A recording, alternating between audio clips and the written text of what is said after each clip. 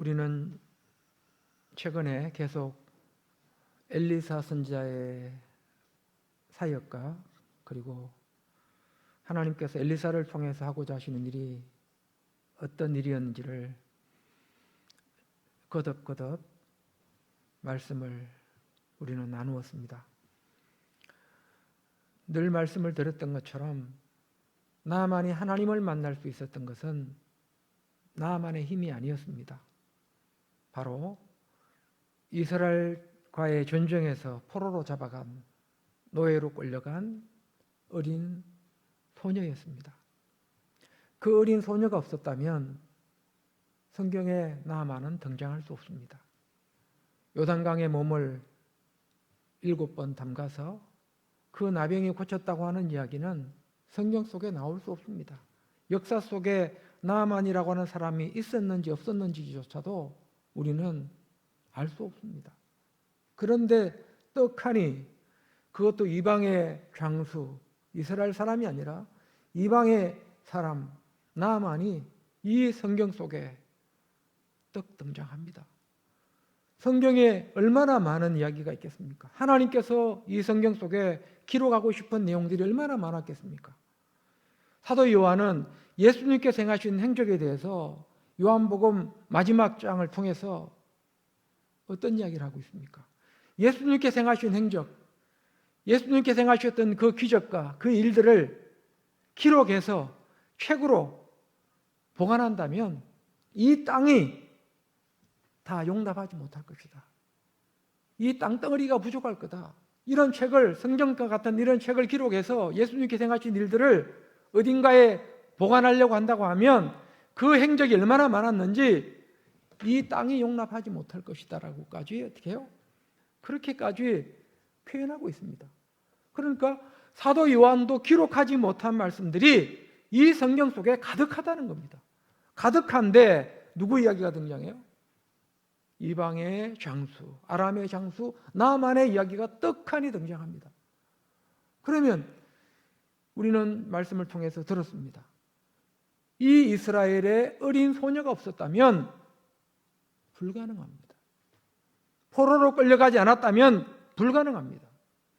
이 어린 소녀는 어떻게 보면 이름도 지금 나오지 않습니다. 그 이름이 뭔지도 나오지 않습니다. 나만이라고 하는 장수는 이름이 나오지만 이 소녀의 이름은 등장하지 않습니다.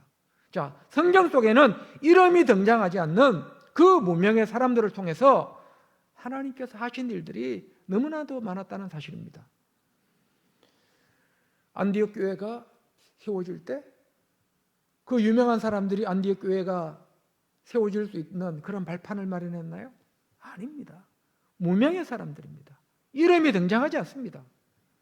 사도 바울이 바울 될 수 있었던 것, 바나바가 더 큰 일들을 그 안디옥 교회를 통해서 할 수 있었던 것 뭐예요?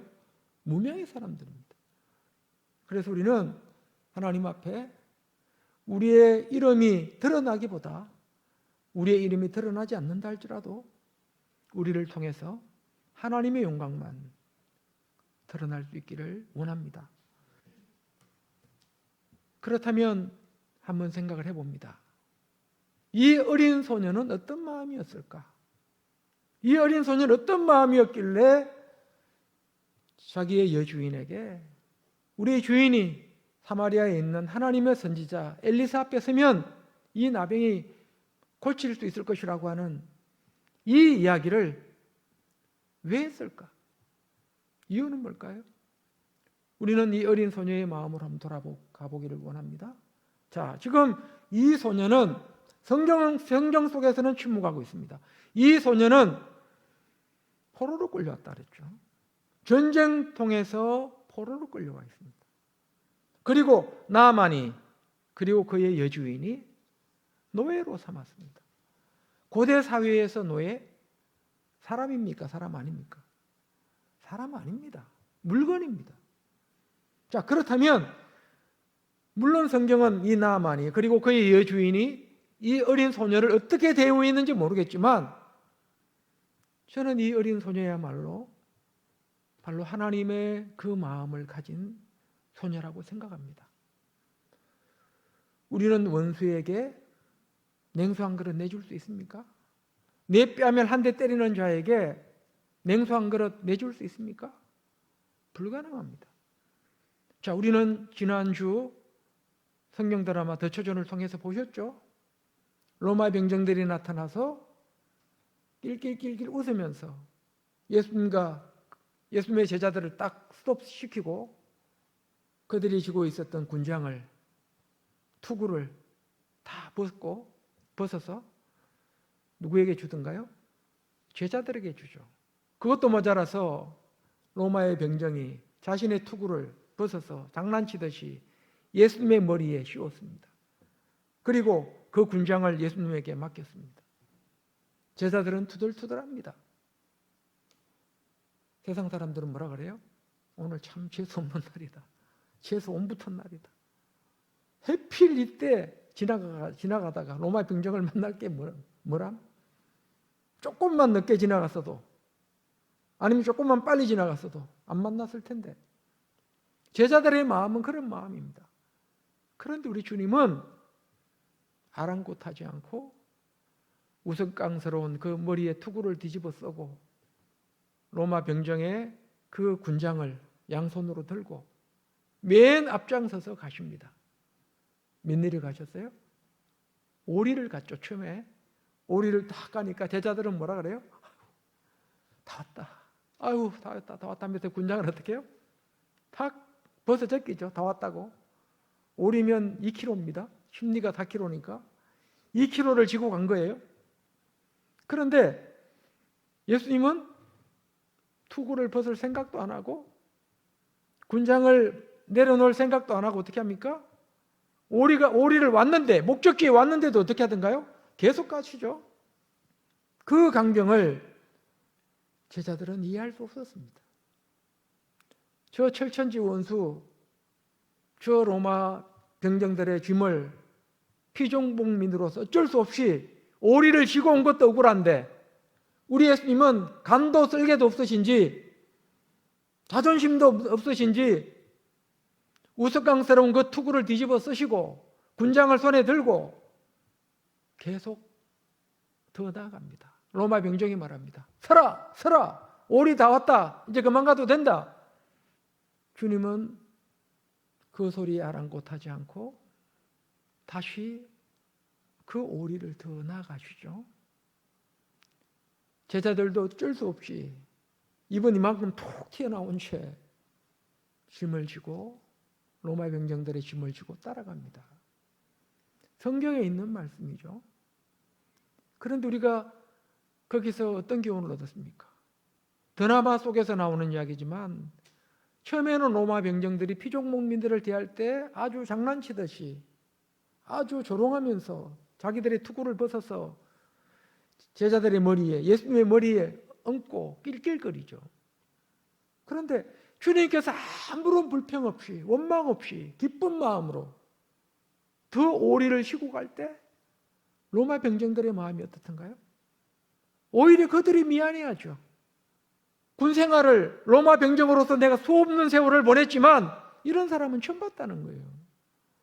재수 안 붙었다 그러면서 오리 오면 벗어 던지고 그냥 씩씩거리면 돌아가는데 원한 미소를 띠면서 아무 일 없었다는 듯이 지고 가는 그 예수님을 보고 의아해합니다. 로마 병정들도 의아해합니다. 낄낄거렸던 그들이 이제는 미안함마저 듭니다. 그래서 예수님의 머리에 있는 투구를 다시 벗겨서 자기 머리에 쓰고 자기가 들고 갔죠. 제자들의 머리에 씌웠던 그 투구도 벗기고 그들의 심경 변화가 나타나는 것을 우리는 바라보면서 이것이 바로 뭐라고요? 복음의 힘이고 복음의 능력이라는 것을 우리는 비록 성경 드라마지만 성경 속에 있는 이야기를 토대로 해서 우리는 다시 한 번 더 확인했습니다. 자, 그렇다면 이 어린 소녀의 마음은 어땠을까? 전쟁이 나서 수없이 많은 이스라엘 사람들이 죽었습니다. 자기 가족도 포로로 끌려갔습니다. 뿔뿔이 흩어져 있습니다. 그런데 이 중요한 이야기를 해주고 싶을까요? 이러한 중요한 정보를 내주고 싶겠습니까? 나만에게, 그 예주인에게? 그리고 이 나만이 낫기를 원했을까요? 정상적인 사람이면 그런 마음이었을까요? 불가능합니다. 저는 이 어린 소녀야말로 영적으로 암울한 이 시대에 깨어있는, 하나님의 말씀 가운데 깨어있는 소녀였다고 저는 확신합니다. 주님께서 말씀하신 원수를 사랑하라, 오른뺨을 떼거든 왼뺨도 돌려대라고 하는 그 말씀을 실천한 사람이 누구예요? 이름 없는 이 어린 소녀였다는 사실을 우리가 기억할 수 있기를 원합니다. 이 어린 소녀는 그런 마음으로 중요한 정보를 그 예주인에게 제공합니다. 그런데 참 복 있는 사람들은 복받을 행동을 합니다. 노예의 말입니다. 노예가 하는 말을 누가 귀담아 듣겠어요? 쓸데없는 소리 하지 말라고.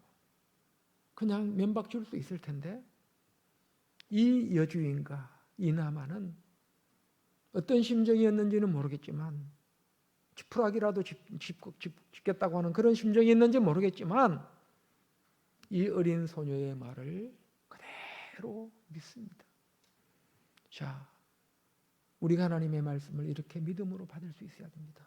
믿음으로 받게 될 때 그것이 우리의 삶 속에서 능력으로 역사한다는 사실을 알아야 합니다. 그리고 나만은 정말로 낳고자 하는 그 믿음을 가지고 아람의 왕에게 이스라엘 땅으로 보내줄 것을, 외교적인 절차를 거쳐 이스라엘 땅으로 보내줄 것을 요청합니다. 그리고 결국 여러 많은 가정이 있었지만 나만은 결국 자신이 목적했던 나병의 새에 낳고자 하는 그 열망으로만 그친 것이 아니라 실질적으로 목표를 달성하는 나만을 우리가 보게 됩니다. 여기서 사용된 사람은 바로 누구였다고요? 바로 어린 소녀였다는 것을 우리가 다시 한번 확인합니다. 이것이 바로 복음의 능력입니다. 예수님의 제자 중에도 나다나엘이 나오죠. 나다나엘을 누가 전도했습니까? 빌립이 전도했습니다. 와보라. 빌립이 메시아를 만났다고 이야기했더니 나다나엘이 뭐라고 말합니까? 나사렛에서 무슨 선한 것이 나겠느냐? 그 골치 아픈 동네에서 폭동만 일삼는 그 나사렛에서, 갈릴리 동네에서, 그 달동네에서 무슨 메시아가 나냐? 믿지 않았습니다. 그런데 빌립이 딱 한마디 던집니다. 와보라. 와보라. 단 한마디 던졌습니다. 구구절절 설명하지 않았습니다. 그런데 그 한마디에 빌립이 자신도 모르게 끌려갑니다. 자, 우리는 복음의 능력을 믿을 수 있어야 됩니다. 복음의 능력을 믿을 수 있어야 됩니다. 저도 한번 생각해 봅니다. 내가 왜 하나님을 믿었을까? 왜 내가 고등학교 1학년 때 교회를 가게 됐을까? 고등학교 1학년짜리가 뭐가 영혼의 갈급함이 있겠어요? 이 세상이 다 장밋빛인데 내 나이가 들어가면 모든 것이, 지금 고등학교 1학년 때면 모든 것이 다 장밋빛으로 보이는, 세상이 아름답게만 보이는 그런 꿈 많은 나이에 굳이 제가 교회를 가야 될 이유가 있습니까? 없습니다. 그런데 저희 누님이, 돌아가신 저희 장로님, 저희 매형이 이번 주에 교회 한번 가자. 처남, 교회 한번 따라가. 나하고 교회 한번 가. 그 한마디에 그냥 교회를 따라간 겁니다. 내가 하나님을 믿어야지. 내가 하나님 믿고 내가 복 받아야지. 나도 천국 가야지. 이런 믿음으로 교회 간 게 아니라 교회 한번 가보자. 그 한마디에 결국은 오늘의 저를, 부족한 목회자지만 오늘의 저를 이 자리에 있게 했다는 사실을 생각해 보게 될 때 이것이 바로 복음의 능력이라고 생각합니다. 그래서 우리 성도님들도 때를 얻든지 못 얻든지 우리는 우리와 관계된 사람들에게 성경 말씀을 구구절절 풀어서 전하지는 못한다 할지라도 한 영혼을 놓고 기도하는 가운데 교회 한번 갑시다. 시간 되면 교회 한번 오세요. 당신이 교회 가는 게 내 소원입니다. 자, 이런 말 한마디가 어쩌면 그 영혼들에게 천국을 안겨다 주는 그런 놀라운 결과로 나타날 수 있다는 사실을 꼭 믿을 수 있기를 원합니다. 그리고 항상 잊지 말아야 될 것은 그 어린 소녀와 같은 마음, 포로로 끌려왔지만 한 영혼을 불쌍히 여기는, 귀히 여기는, 비록 내가 노예의 신분이지만 이 사람들은 아람 사람들이지만 그 영혼을 불쌍히 여기는 하나님의 그 심정을 가진 그 소녀와 같은 마음으로 우리가 관계된 모든 사람들을 대하게 될 때 복음의 능력은 참된 빛을 발하리라 발할 것을 믿고 확신합니다. 오늘도 그런 믿음으로 이 수요 저녁 시간 모였습니다. 비록 적은 무리가 모였지만 하나님 보실 때는 많고 적음이 중요하지 않습니다. 하나님께서 노아 시대 때 수없이 많은 인생들이 있었지만 노아의 그 식구들 8식구만 구원받았습니다. 우리는 너무 숫자에 연연하지 않기를 원합니다. 하나님 앞에 내가 바로 서 있느냐, 내가 오늘도 표대를 향해서 나가느냐, 내가 오늘도 하나님 보실 때 내 신앙을 인정하느냐, 우리는 이것만 바라볼 수 있기를 원합니다. 이것을 보지 않고 자꾸만 주변을 들여다본다면 우리는 우리를 낙심하게 하는, 실망케 하는 것들로 가득할 것입니다. 사람을 보지 마십시오. 항상 주님만 바라볼 수 있기를 원합니다. 사람을 바라보는 순간 시험될 수밖에 없습니다. 죄를 바라보는 순간 전상호 목사에게 시험될 수밖에 없습니다. 우리는 불완전한 존재이기 때문에 아무리 내가 완전하게 행동한다 할지라도 누군가에게는 눈살을 찌푸리는 그런 행동으로 비춰질 수 있는 그런 연약한 존재라는 것을 알아야 합니다. 그래서 우리는 주님만을 바라볼 수 있기를 원합니다. 주님만을 바라보고 끝까지 뱃대를 향해서 나가는 믿음의 은혜자들로 마지막까지 승리하시기를 주님의 이름으로 간절히 축복합니다.